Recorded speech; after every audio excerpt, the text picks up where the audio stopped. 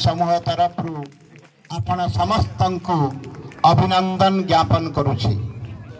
सर्वप्रथमे आज यही पवित्र दिवस रे भारतर सम्मान भारतर गौरव तिरंगा पताका को मु श्रद्धा सुमन अर्पण करुछि।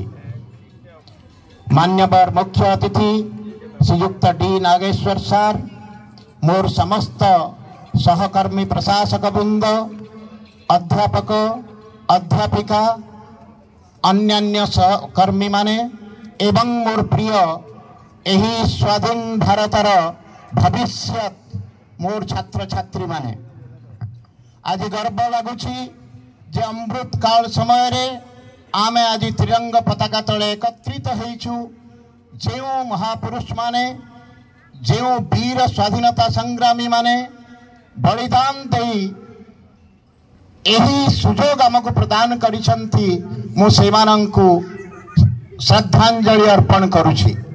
भारतर संविधान विश्वर सर्वबृहत संविधान एवं एक अति सुंदर संविधान जहाँ की जाति वर्ण धर्म निर्विशेष रे एक श्रृंखलित राष्ट्र गठन पाई दिग्दर्शन देछि।